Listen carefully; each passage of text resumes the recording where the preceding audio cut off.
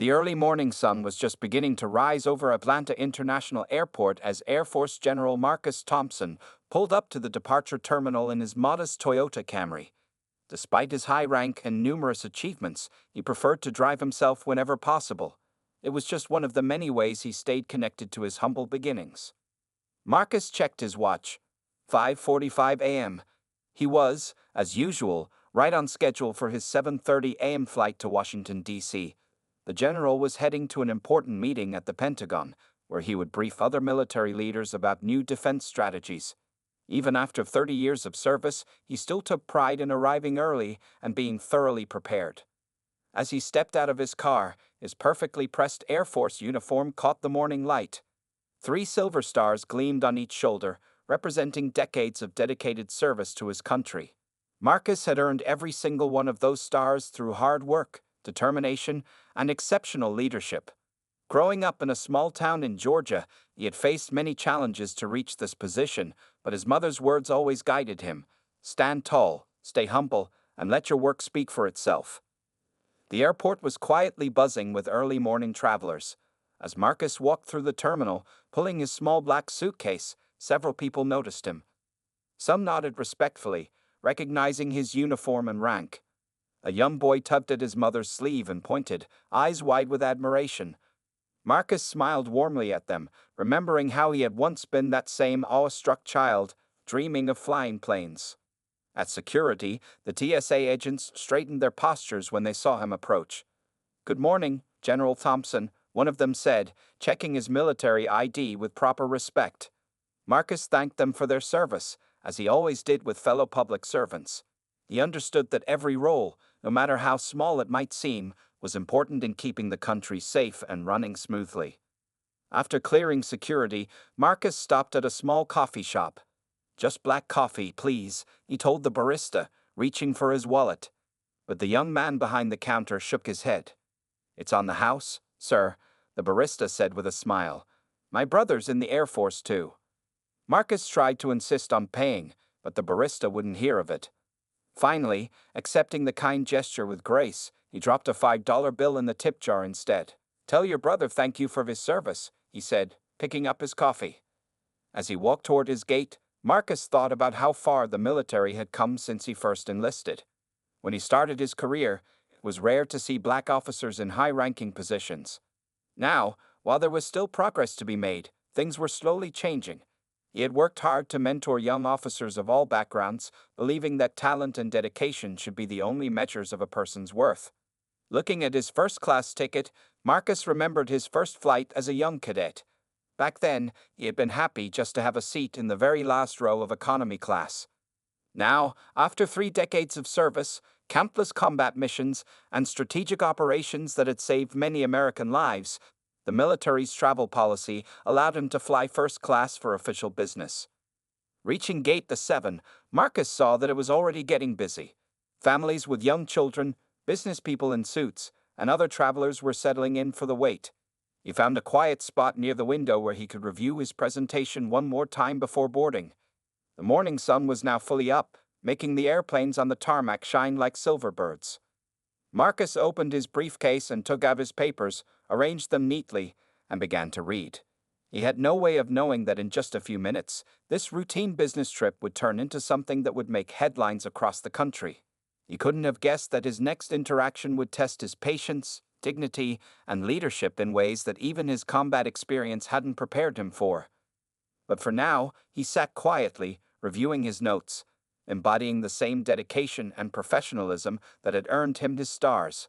The general was simply doing what he had always done, preparing thoroughly, staying focused, and carrying himself with the quiet dignity that had become his trademark over 30 years of service to his country. Richard Bennett stood at his post at Gate A7, already irritated even though his shift had barely started. After 15 years as a gate agent, he had grown bitter about his job. He didn't like early mornings, he didn't like most passengers, and he especially didn't like what he called those people trying to sit in first class. When General Marcus Thompson approached the counter, Richard barely looked up from his computer.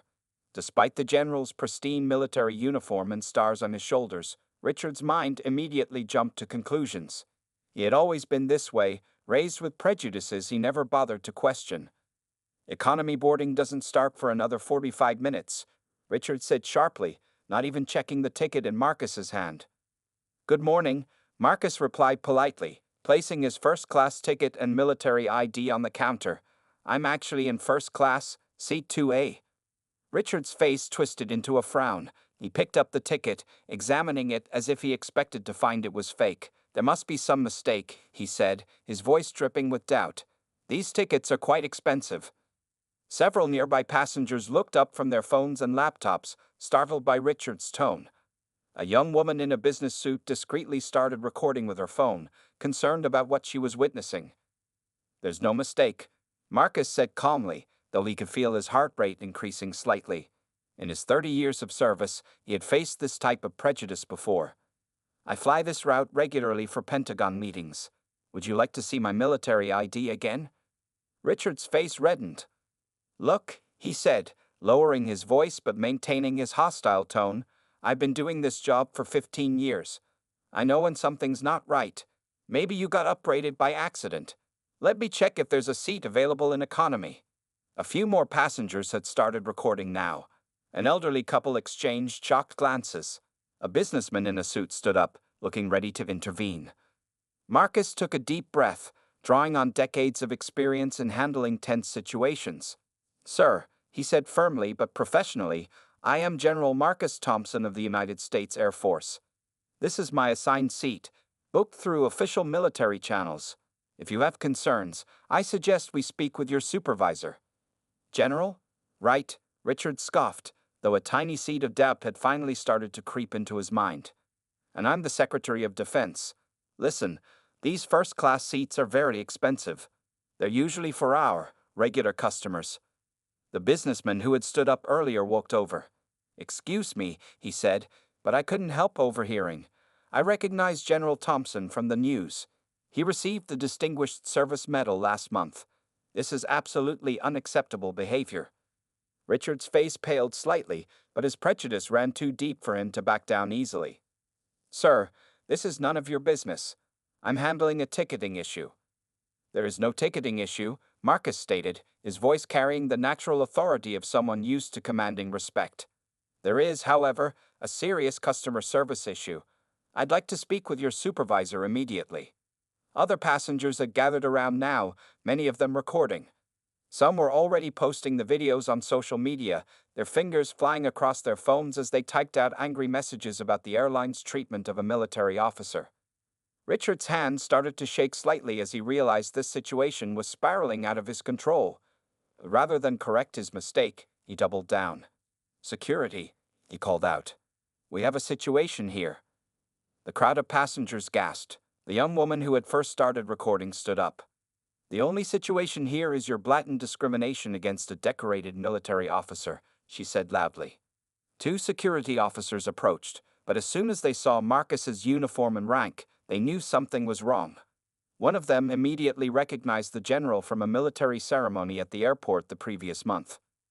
General Thompson, the security officer said, saluting sharply. Is everything all right, sir?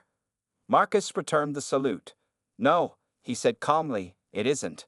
But I believe the airline's chief supervisor should be able to help sort this out. Would one of you be kind enough to contact them? Richard stood frozen behind the counter, the reality of his situation finally beginning to dawn on him.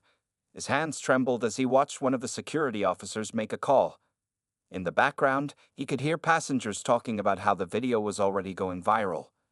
The sun had fully risen now, streaming through the airport windows, illuminating a scene that would soon become national news and change multiple lives forever. The next 10 minutes at Gate A7 felt like hours.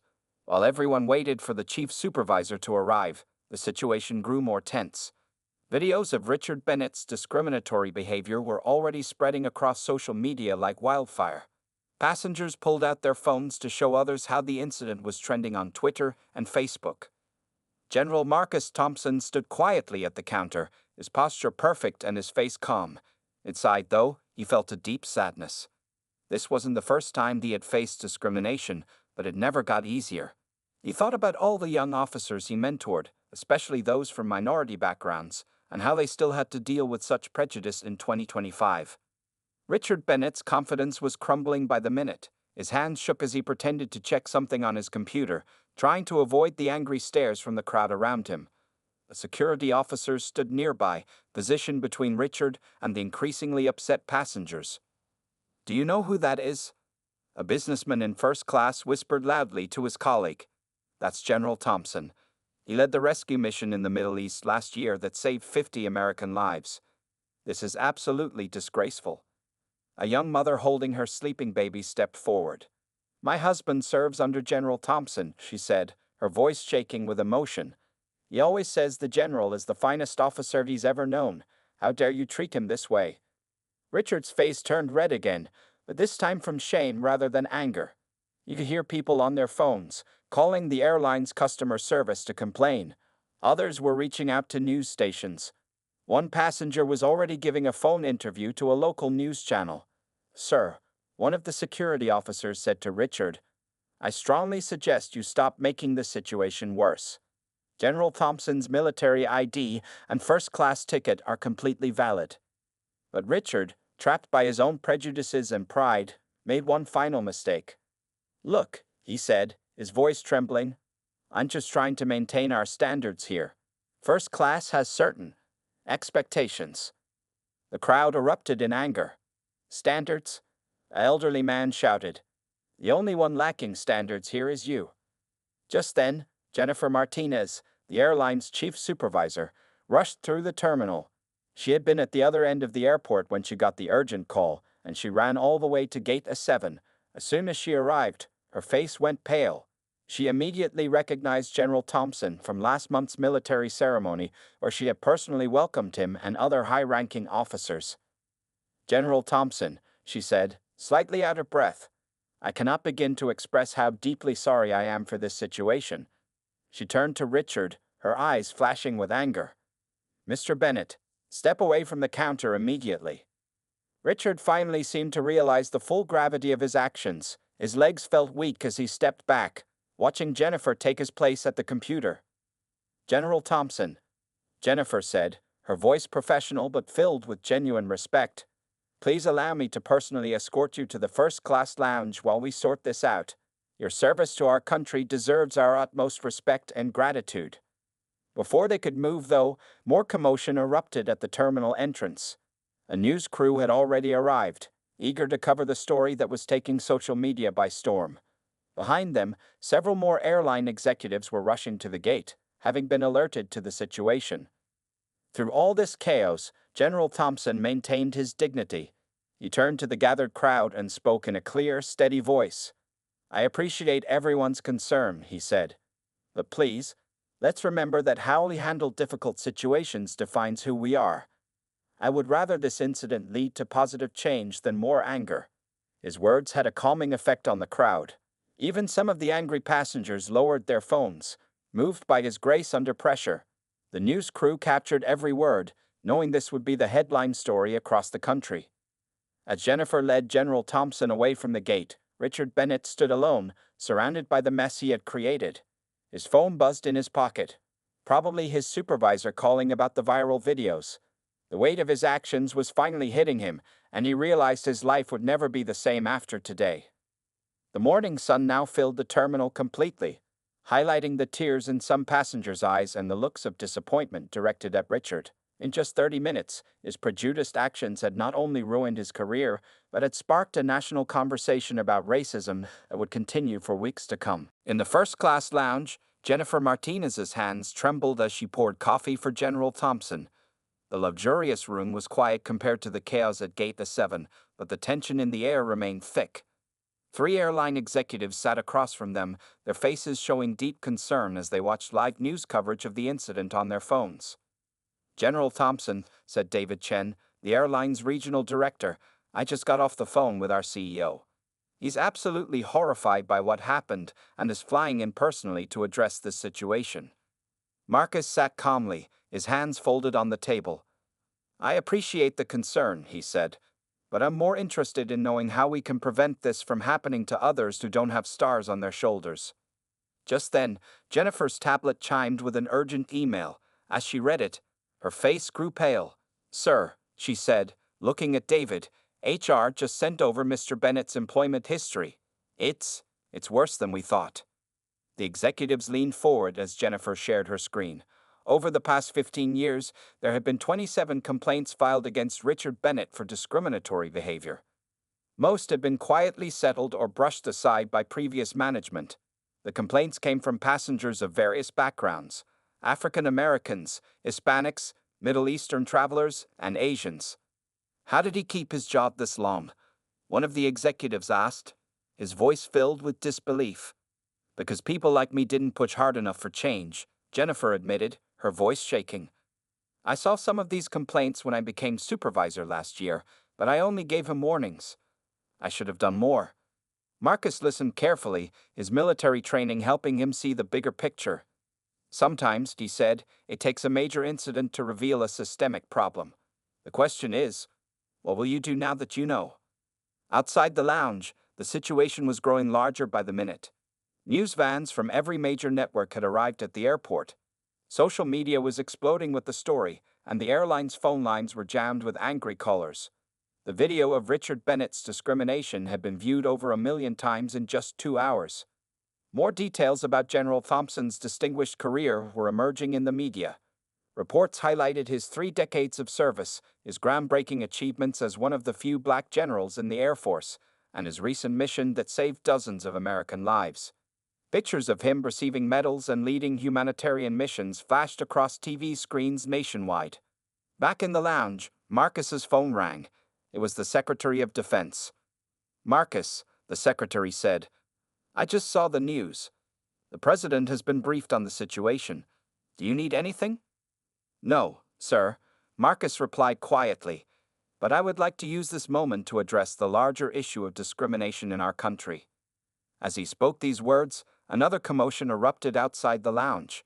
Richard Bennett was being escorted out of the airport by security, his face covered with his jacket to hide from the news cameras. He had finally received official notice of his immediate termination, along with information about the multiple investigations that would follow. Jennifer suddenly stood up, her face showing determination. General Thompson, she said, I have a proposal. Our airline needs to completely overhaul our training and hiring practices. Would you consider being part of that change? We need someone with your leadership experience and perspective. Marcus thought about all the young people he had mentored over the years, especially those who faced discrimination like he had. He thought about his own journey from a small town in Georgia to becoming a general, and all the barriers he had to overcome. Yes, he said finally, but on one condition. This can't just be about good publicity. Real change requires real commitment. The executives nodded solemnly, knowing that this incident would force them to confront uncomfortable truths about their company culture. Outside, the morning had turned into afternoon, and the story of what happened at Gate A7 was now the top headline across the country. What had started as a routine flight to Washington had become something much bigger, a moment that would spark important conversations about racism, accountability, and the need for genuine change in American society. The next 3 days brought a storm of consequences that nobody at Gate A7 could have predicted. The video of Richard Bennett denying General Thompson's first-class seat had been viewed over 50 million times. News channels played it on repeat, social media couldn't stop talking about it, and the airline's phones never stopped ringing. Richard Bennett sat alone in his small apartment, staring at his TV in disbelief. His face was all over the news. Old co-workers were coming forward with stories about his past behavior. Former passengers were sharing their own experiences with him on social media. His sister had called to say that even their elderly mother was disappointed in him. Breaking news, the TV announcer said, more revelations emerge in the airline discrimination scandal. Former employees reveal a pattern of racist behavior by fired gate agent Richard Bennett spanning over 15 years. Richard turned off the TV with shaking hands. His phone had hundreds of missed calls and messages, most of them angry. He hadn't left his apartment in 3 days. Even his local grocery store had asked him not to come back after other customers complained. His life as he knew it was over. Meanwhile, at the airline's headquarters, emergency meetings were happening around the clock. The CEO, James Wilson, had canceled his vacation in Europe to deal with the crisis. The company's stock price had dropped by 15% in just 3 days. This is a disaster, James said to his board of directors. We've lost millions in canceled bookings. Other employees are coming forward with stories of discrimination. We need to take dramatic action. Jennifer Martinez, now promoted to head of customer relations, presented their new action plan. We're implementing mandatory diversity training for all 50,000 employees, she explained. General Thompson has agreed to help design the program. We're also creating a new anti-discrimination task force and hiring more diverse candidates for leadership positions. The board members nodded in agreement, knowing they had no choice. The public wanted real change, not just empty promises. At the Pentagon, General Thompson was receiving thousands of letters and emails of support. Military personnel, veterans, and civilians from all over the country shared their own stories of facing discrimination. Many thanked him for maintaining his dignity during the incident and inspiring others to speak up. "Sir," his assistant said, bringing in another stack of mail, "the White House called again. The president would like to honor you at a special ceremony next week." Marcus looked up from his desk. "Tell them I'll attend on one condition," he said. "I want to use the ceremony to launch a national discussion about ending discrimination in all public spaces." Back in Atlanta, Richard Bennett finally gathered the courage to check his email. Among the thousands of angry messages, he found one that made him pause. It was from a black flight attendant who had worked with him for 10 years. "Richard," the email read, "what you did was wrong, and you're facing the consequences. But if you're truly sorry, there's a community center near you that helps people understand and overcome their prejudices. It's your choice if you want to change or not." Richard stared at the email for a long time. For the first time in his life, he started to question everything he had been taught about race. The comfortable bubble of prejudice he had lived in for 60 years had finally burst. At the airline's training center, Jennifer was reviewing security camera footage from Gate the 7 to use in their new training programs. She noticed something she hadn't seen before. In the background, a young black boy was watching the whole incident, holding his mother's hand tightly. "This is why we need to change," Jennifer told her team. "That little boy shouldn't grow up in a world where he has to face this kind of discrimination." The story continued to spread across the country. Other companies started reviewing their own policies. Schools used the incident to teach students about racism and respect. Civil rights organizations reported a surge in support and donations. Meanwhile, General Thompson continued his work at the Pentagon, just as he had done for 30 years. But now, his morning coffee was often interrupted by calls from companies asking him to help them create better anti-discrimination policies. He accepted these requests, knowing that real change happens one conversation at a time. 1 week after the incident, the airline's main conference room was packed with reporters from every major news network. Camera flashes lit up the room as CEO James Wilson stepped up to the podium, with General Thompson and Jennifer Martinez sitting behind him. "Today," James began, his voice firm and clear, "we are announcing the most comprehensive anti-discrimination program in airline history. This is not just about saying sorry. This is about real change." The reporters leaned forward, their pens ready. Outside the building, protesters held signs demanding action, not just words. The airline's reputation was on the line, and everyone knew it. James outlined their 5-point plan. First, they would fire any employee with a history of discrimination, no matter how long they had worked there. Second, they would create a new passenger rights office led by Jennifer Martinez. Third, they would spend $50 million on new training programs. Fourth, they would hire more diverse staff at all levels. And fifth, they would create a scholarship program for minority students interested in aviation careers. But most importantly, James said, turning to General Thompson, "We are honored to announce that General Marcus Thompson has agreed to lead our new advisory board for equality and inclusion." The cameras turned to Marcus, who stood up slowly. He hadn't planned to speak, but looking at all the young faces in the crowd, especially the minority reporters, he knew he had to say something. "Change," he said, speaking without notes, "doesn't come from fancy programs or big announcements. Real change comes when each of us looks in the mirror and decides to be better than we were yesterday." His words made many people in the room nod in agreement. Some even wiped tears from their eyes. One young black reporter raised her hand. "General Thompson," she asked, "what would you say to other people who face discrimination but don't have your rank or status to protect them?" Marcus thought about his own children, about all the times they had faced prejudice. He thought about the young officers he mentored, and about Richard Bennett, the gate agent whose actions had started all of this. Speak up, he said finally. Document everything. Find allies. But most importantly, don't let anyone's prejudice define who you are or what you can achieve. And to those in power, use your position to help others, not just yourself. Jennifer stepped forward next, holding up her tablet. We've already received over 10,000 applications for our new passenger rights team, she announced. People want to be part of this change. The airline's new policies were already having an effect. Other airlines started copying their programs. Hotels and restaurants began reviewing their own training materials. Even some police departments reached out to learn from their new approach. Back at Gate A7, where everything had started, workers were installing a new sign. It read, "Welcome to all. Discrimination has no place here." Below it was a QR code that passengers could scan to report any unfair treatment. The Gate's new team of agents had all gone through the airline's new training program. They wore special pins that said, "Respect for all," and had clear instructions about treating every passenger with dignity. Sarah Chen, one of the new agents, was especially careful to greet each passenger with the same warm smile. She had seen the viral video of Richard Bennett and had promised herself she would never let anything like that happen on her watch. It's not just about following rules, she told her coworkers during their morning meeting. It's about seeing each person as a human being first. At the Pentagon, General Thompson's office was busier than ever.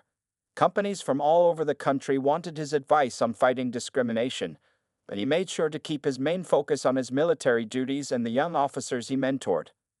"Sir," one young lieutenant asked him, "do you think what happened at the airport will really change things?" Marcus looked out his office window at the American flag flying outside. "Change," he said, "is like building a pyramid. It happens one stone at a time. What happened at that airport was just one stone. Sometimes that's all it takes to start something bigger." The airline's stock price was slowly recovering. More importantly, their new policies were becoming a model for other companies.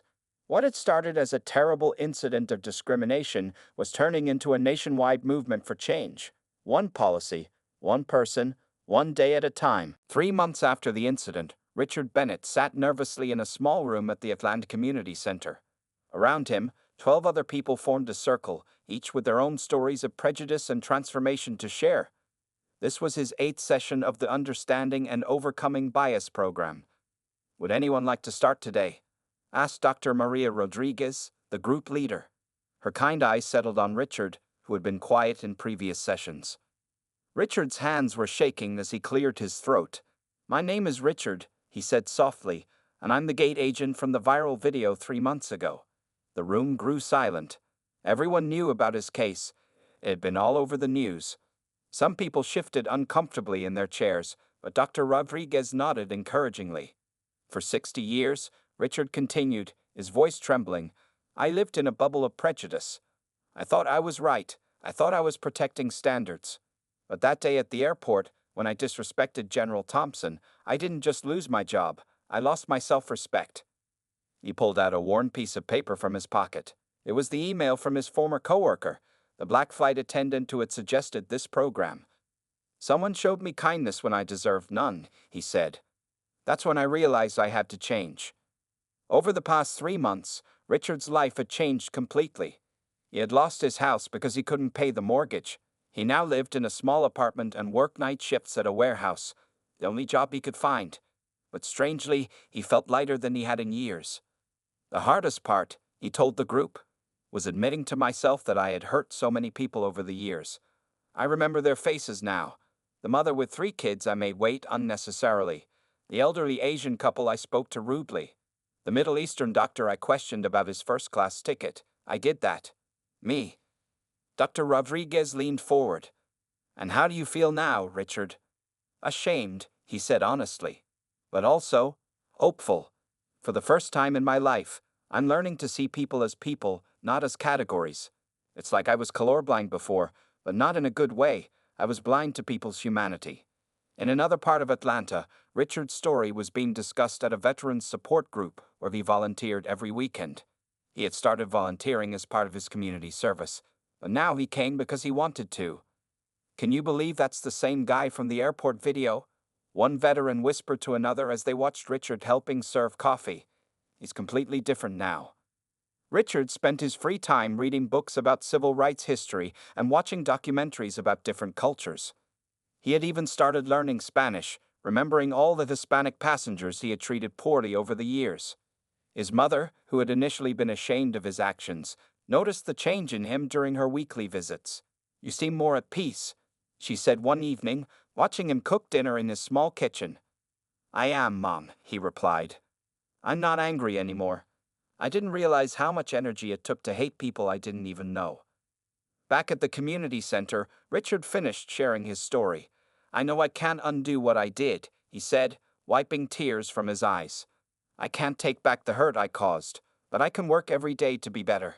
And maybe, by sharing my story, I can help others change too." Dr. Rodriguez smiled warmly. "Change isn't easy," she said. "It takes courage to face our own prejudices. But Richard's story shows us that it's never too late to learn and grow."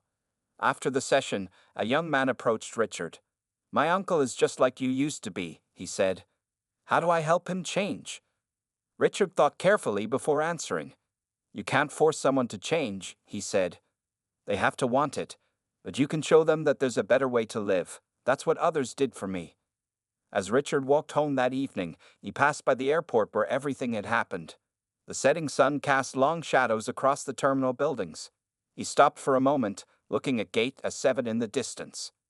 "Thank you," he whispered, though he wasn't sure if he was thanking General Thompson, his former coworker who sent the email, or the universe for giving him a chance to become a better person. Maybe he was thanking all of them. 6 months after the incident at Gate A7, the airline's main training center was filled with new employees. They were there for the company's revolutionary Respect and Inclusion training program, which had become famous across the country. Today was special because General Marcus Thompson himself would be speaking. The room fell silent as Marcus walked to the podium. He looked at the eager faces in front of him, people of all races, ages, and backgrounds. Behind him, a screen showed the now famous video from Gate A7, but with a different purpose than before. 6 months ago, Marcus began, "This video showed us the worst of human behavior. Today, we're going to use it to learn how to be better." Suddenly, there was movement at the back of the room. Jennifer Martinez, now the airline's vice president of customer relations, was escorting someone in. People turned and gasped. It was Richard Bennett. This wasn't the same angry gate agent from the video. Richard looked different, humbler, calmer, and somehow lighter. He had asked permission to attend this session, wanting to face his past actions and help others learn from his mistakes. Marcus nodded at Richard, acknowledging his presence. They had never met face to face since that day at the airport, but they had exchanged letters through Dr. Rodriguez at the community center. "Change," Marcus continued, "comes in many forms. Sometimes it comes through laws and policies, sometimes through protests and demands. But the most powerful change comes when someone looks in the mirror and decides to be different." He gestured for Richard to join him at the podium. The room was so quiet you could hear people holding their breath. Richard walked forward slowly, his legs shaking slightly. "My name is Richard Bennett," he said into the microphone, his voice trembling. "And I'm here to show you what real change looks like." For the next hour, Marcus and Richard did something remarkable. They talked about that day from both their perspectives. Richard explained his prejudices honestly, describing how he had been raised and how he had never questioned his beliefs until that day. Marcus shared how it felt to face discrimination despite his rank and achievements. In the audience, people wiped tears from their eyes. Many were recording the session on their phones, with the airline's permission. This wasn't just a training session, it was a moment of healing. "The hardest part," Richard said, "wasn't losing my job or facing public shame. It was realizing that I had spent 60 years judging people without knowing them. But thanks to programs like Dr. Rodriguez's Community Center, I learned that it's never too late to change." Marcus stepped forward again. "Mr. Bennett's journey," he said, "shows us something important. The goal isn't to punish people for their prejudices. The goal is to help them grow beyond them." Jennifer stood up and joined them at the podium. "That's why our new training program isn't just about rules," she explained. "It's about understanding each other. Every employee now spends time volunteering in different communities. We learn about different cultures, hear different stories, and see the world through different eyes. The airline's new approach was working. Customer satisfaction scores were at an all-time high. Discrimination complaints had dropped by 90%. Other companies were copying their training methods. After the session, Marcus and Richard sat together in the empty room. Two men from very different backgrounds, brought together by one moment that changed both their lives. "I'm sorry," Richard said simply. It wasn't the first time he had apologized, but it was the first time he could say it face to face. "I know," Marcus replied. "That's why I'm here, because your story shows that real change is possible." As they walked out together, they passed by a wall of photographs. It showed the airline's history, old planes, old uniforms, and now a new section about transformation. The viral video frame was there, but next to it was a new photo taken today. Marcus and Richard standing together, showing that humanity can overcome prejudice. Outside, the sun was setting over Atlanta. At the airport nearby, Gate A7 was busy with passengers. The new sign still hung there, "Welcome to all." Discrimination has no place here. But now those weren't just words. They were a promise being kept every day by people who had learned that it's never too late to change, never too late to grow, and never too late to see the humanity in each other.